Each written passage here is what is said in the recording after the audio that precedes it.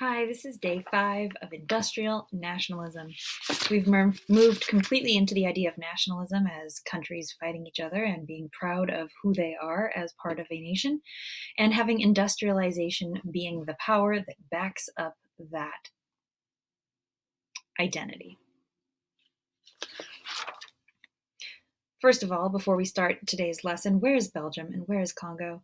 A lot of students forget this or don't remember this from early in the year, or maybe they never learned it. Belgium is a tiny little country in the 1800s, right here between France and Germany and England over here, the Netherlands over here. Congo is this big giant area, sort of smack in the middle of sub-Saharan Africa.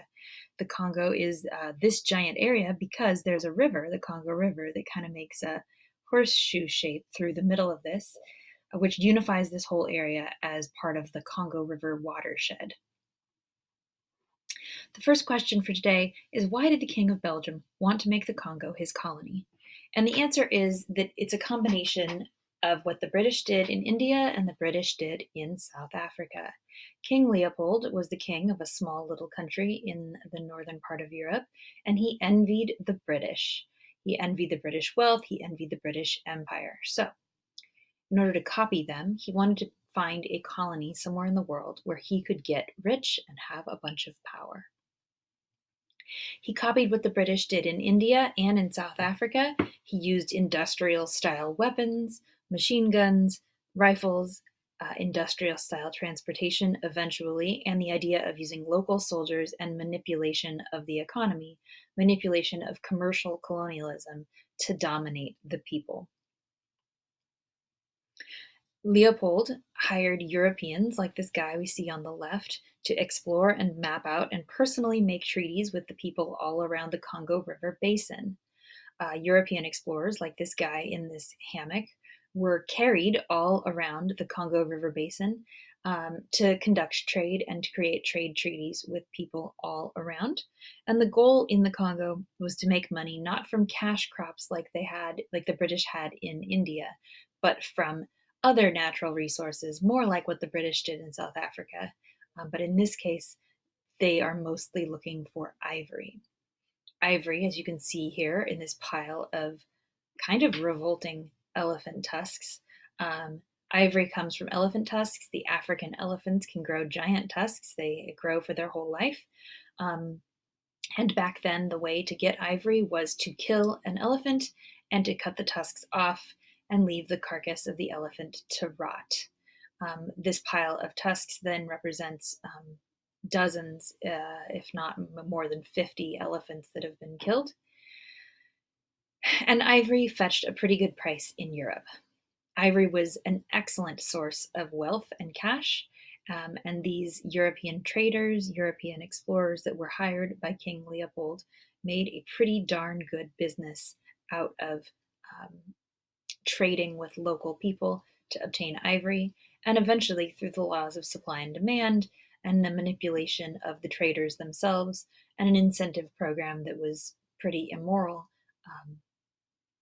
elephants became more and more scarce, and they were hunted nearly to extinction. It's still a struggle today, the ivory trade and the endangered elephants. King Leopold had nationalist and economic motives for this mission, and he also had a pretty racist ideology that led him to believe that he and his white workers, employees, had the right to just go somewhere and take its resources. The second question is, how did King Leopold get a trade monopoly over this area with Congo towns and Congo kingdoms and people? In other words, how did he scam basically everyone? King Leopold sent this guy in the funny looking hat. His name is Henry Stanley. He sent Stanley to the Congo Valley, where this river is, to explore and to make deals with the local people, like we saw in the previous slide. He got Stanley to go from kingdom to kingdom around the Congo River basin, making treaties and agreements with each town. And he had them agree to be part of the International Association of the Congo. He does this in a way that's very similar to what the British did in India. which is to make treaties with each local monarch, local leader, local king, local prince, what have you, um, and to give them an offer effectively that they can't refuse, either uh, through flattery, saying you can stay the king if you do a treaty with us, or through threats, do what I say or else. Either way, once a town or a country or settlement was flying the blue flag here, this blue flag with the yellow star of the International Association of the Congo, that polity, that place was part of the monopoly, and they were only allowed to trade with Leopold's employees, people like Stanley and other white guys that were working for him. They also took a lesson from the US and the United States in its conquest of the Western native peoples, and they had a lot of treaties signed with these various local kingdoms that were full of lies. Treaties that were signed in English or in French. In the case of the Congo, basically nobody in those places spoke English or French except for the employees of the International Association of the Congo, the employees of Leopold himself. So these treaties that the kings in these various villages thought they were signing as trade agreements actually often signed away property, signed away the ownership of the land and the villages themselves to Leopold personally. Why would they do this? And why would other people let this happen? And the answer is the other part of the scam.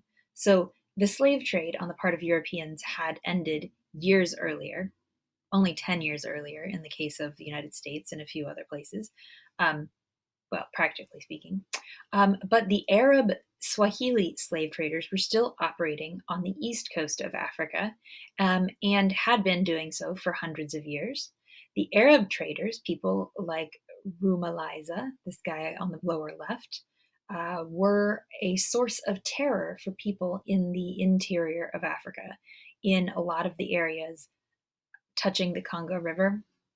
Swahili slave traders like Rumaliza were going into villages, kidnapping people, killing women and children, capturing men, etc. And so Leopold and his guy Stanley told these villages, "We will protect you from the slave traders.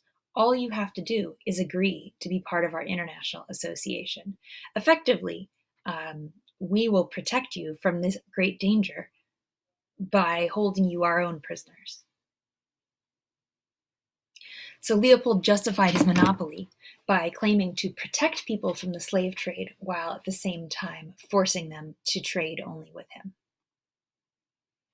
This brings us to our last question for today. How did the scramble for Africa keep the peace in Europe while causing war in Africa? So Leopold up in Europe and his other fellow monarchs, kings of England and France and Germany, etc., were kind of eyeballing Africa and its resources. The British were making money off of South Africa after having conquered the Zulu. The Belgians were making money from their ivory trade in what is now sort of known as the Belgian Congo. And all of the other European nations kind of wanted a piece of this action. And there was a feeling that places to colonize were running out. All of Asia was controlled by somebody. All of America was controlled by somebody or claimed by somebody. And Africa kind of felt like the last place to claim property, to claim colonies. So there was a period known as the Scramble for Africa, where the European countries were kind of panicked and running around, metaphorically, trying to claim pieces of the African continent. They decided to hold a conference, and King Leopold generously volunteered to be in charge and host and help mediate. And we have this cartoon here of Europeans sitting around a cake. The cake is labeled Afrique, Africa in French, and they are agreeing, what size piece of cake each person should get. And then at the bottom left here, we have a drawing of what the meeting in Berlin would have looked like. In 1885, 1884, 1885, Europeans met and they drew on maps from their staterooms, from their boardrooms in Berlin, and they drew the borders on the maps for which European countries would get which parts of Africa. Some of the claims were based on historical claims. Places like Angola were granted to the Portuguese because the Portuguese had settled there hundreds of years earlier.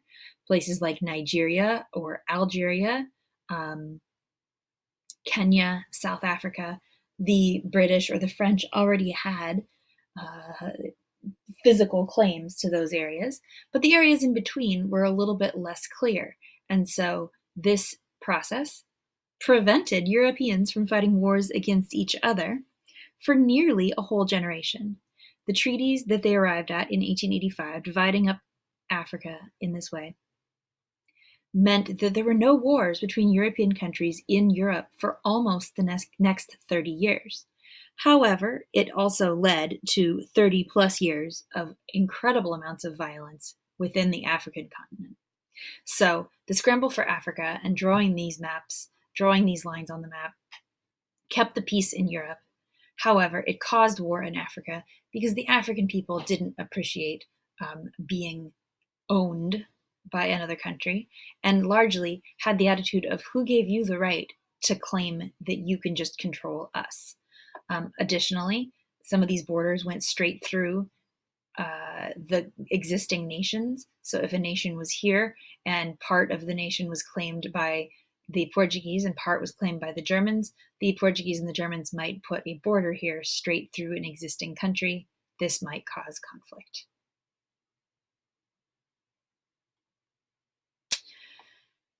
That is all for today. Complete your summaries and submit them. And then you have a reading assignment, Congo and the Belgians. We will continue with Congo and the Belgians next time.